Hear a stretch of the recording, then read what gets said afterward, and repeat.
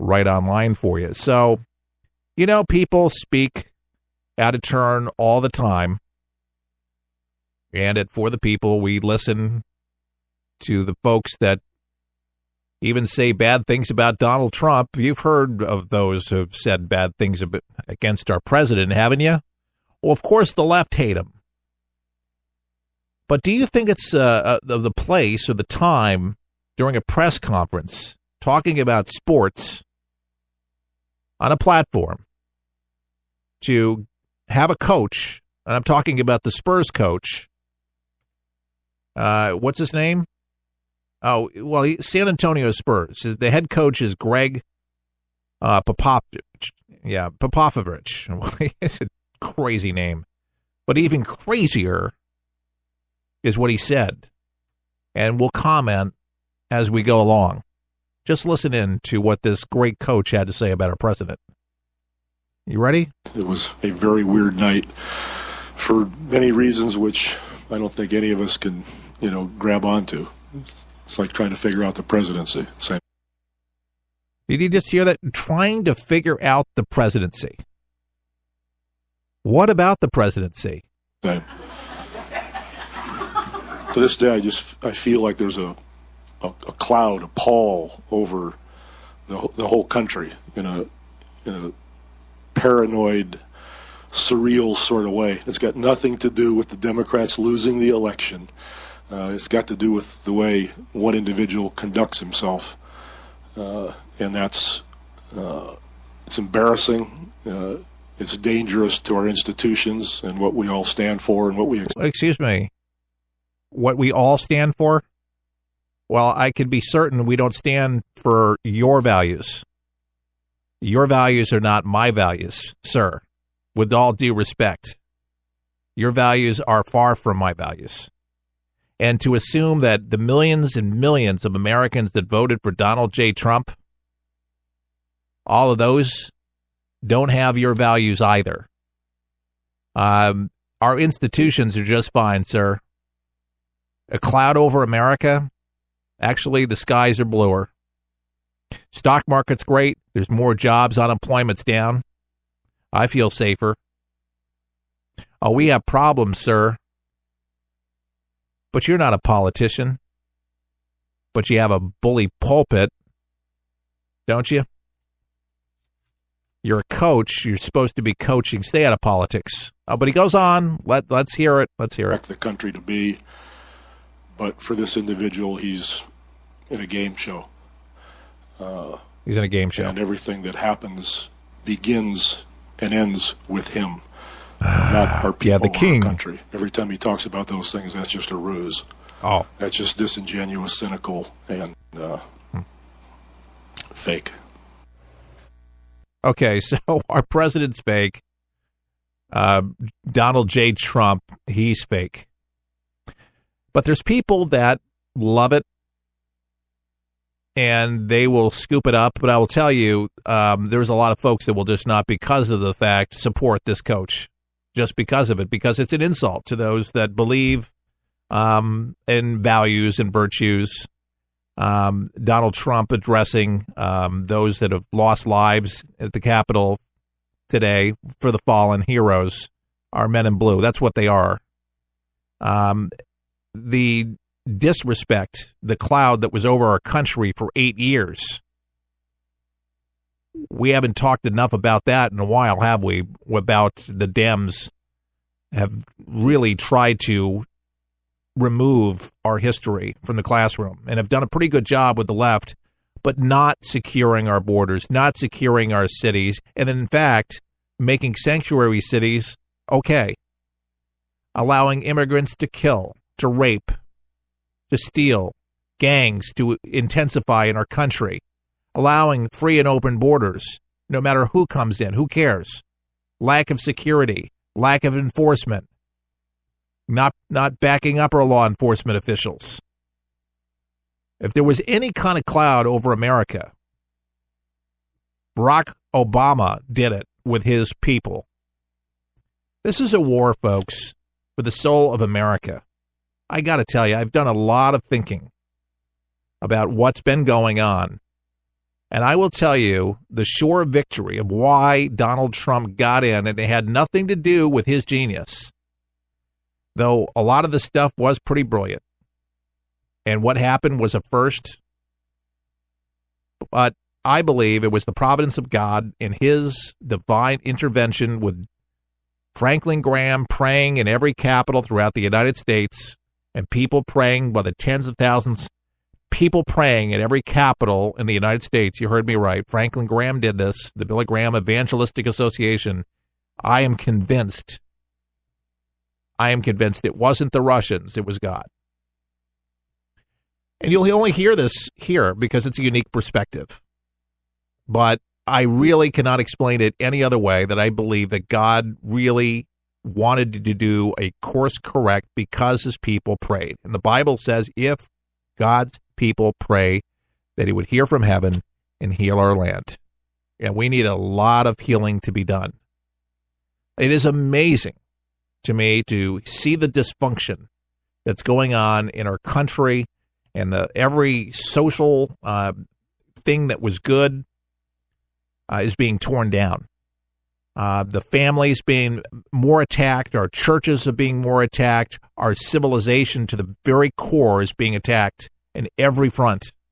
Worse than I've ever seen it before. The most vile, the most hatred, the most lying, deceiving folks on the planet, seriously, are trying to rewrite our history here in America. And it starts in the classroom. It starts with propaganda in our textbooks, removing history. And I believe when you remove God from a history, or you can't say the Pledge of Allegiance, you can't pray in school, it gets bad. We needed a course correction. And I pray for this country each and every day. It's something that we should all do. We should pray for any of our leaders, all of our leaders, that they do the right thing by us, and that they're held accountable, no matter who they are, no matter how high the office is. They need to be prayed for. But just my thoughts for what it's worth today, and that's why you tune in, to get this unique perspective with a dose of common sense, of course. And I'm not going to serve it up any other way, anything less. And if I offend a few, I'm sorry. But I'm not sorry in the way that I mean it respectively. This is the way I feel. And even if you're not religious, even if you consider yourself an atheist, there's certain things that are just tried and true, things that are solidified, and things that, like our sexuality, which there's those on the left that are trying to corrupt that, trying to make us something that we're not. Every day I read something about somebody not being happy with their sexuality, and they want to be recognized as some other sex, some other species. I'm gender neutral. Don't call me male. Don't call me female. I mean, it's the most absurd thing. I mean, if people were talking about that 40 years ago, 50 years ago, they would have laughed out loud hysterically. It's just the most bizarre thing. And how people go out. There's a mom that was really upset. By the way, happy Mother's Day. I know it was this Sunday. It was yesterday. But there's a transgender mom, and she's very, very confused. She's on the internet, and she's just going off about her change. It was a man becoming a woman, and just confused about the whole Mother's Day thing. And she doesn't think that we should be celebrating Mother's Day.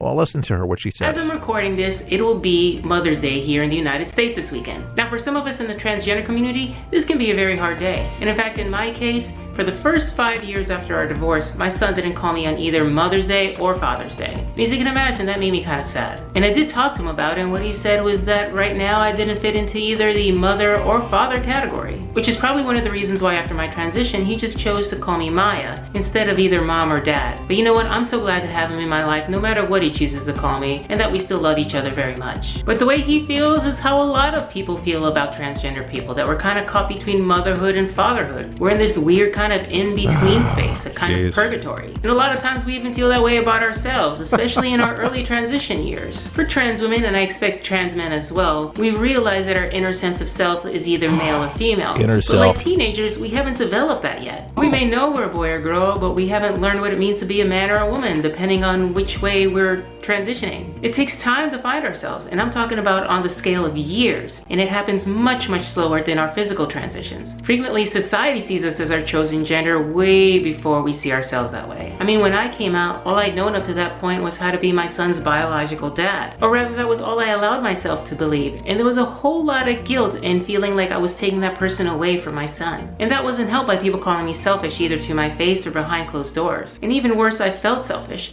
But then I realized I have a right to survive and be happy too. And one day I realized the only way I'd ever be there long term for my son was as a woman. That it was probably preferable for him to have a happy mom rather than a dead dad. And that's not to say that immediately I felt comfortable taking on the title of mom. And for some people, they never get there. In the beginning, I was okay with the title of dad, but it began to feel less like me over time in the same way that my old name began to feel less like me. And eventually I began to feel like Maya right down to my bones, and that's the way I feel right now. And I also feel like a mom, although sometimes people don't see me that way. And I know other transgender people don't feel that way, and that's fine. You have a right to define yourself any way you want to. To me, though, it doesn't seem to make sense to argue against that my biology traps me into being a man, but then to believe that my biology always traps me into the role of dad and never mom. And when you think about it, mom isn't a title of biology. You don't have to give birth to be a mom. And how can we claim to be gender pioneers and at the same time believe in conventional sex-based roles? Sure, I taught my son how to hit a baseball. I also taught him how to throw a spiral with a football. But you know what? So did his other mom, because that isn't only a dad thing. And if I had been born biologically female and a lesbian, I wouldn't have seen myself as a dad just because I taught my son these things. I had to play the bet. She continued. She. I don't know which one. I'm confused. But you can be anything you want to be, baby. If you want to be a male, you'll get the sex change. You want to be female, we'll go ahead and you can do it. You can pay the money. Somebody will do it. But I've said all along, and we're traditionalists here, for the people, you got an X chromosome, you got a Y chromosome, which you're born into this earth. That's what you are. You can change it, but that doesn't change your chromosome. And I just think redefining the whole sexual thing is against God's word and God's intention and plan altogether. And I just think it's disrespectful, and I think it's ignorant. And that's my thoughts. And that's the takeaway there. And you can call me whatever words or adjectives you want to use and say I'm just a conservative moron. I just think listening to that conversation, I think what she's done is selfish to her kids. The whole deal with Bruce Jenner, Caitlyn, that whole deal, I just think that, he hasn't even gone through the surgery. Still a man dressed like a woman. It's just ridiculous. You're a man. Let a man be a man. Let a woman be a woman. Once and for all. Give me a break. It's this kind of behavior. It's what Dr. MLK said so many years ago back in the 60s. And then I Have a Dream speech where he says that these people are given over to a reprobate mind. They've lost their minds. Any sense of decency or morality has totally disappeared. Gone. You wonder why we have people doing the things that they do. Just the weirdest, craziest, zaniest, call me old-fashioned. I just think that, again, God has instituted a man and a woman, and that's the way it was supposed to be. And what you come into the world to be in your birthday suit, that's what we were supposed to be. And if you're in a religion that believes in past lives or whatever, well, maybe you were a female in another life, perhaps, if you're open-minded, but you're not a woman anymore. You're a male because you were born with a winky dink. All right, let's transition into another story. This one, the hits keep on coming for the airlines. There's a woman who was flying aboard an American Airlines plane is saying that, it was racism because she was downgraded. It's another story. You haven't heard about it, and it's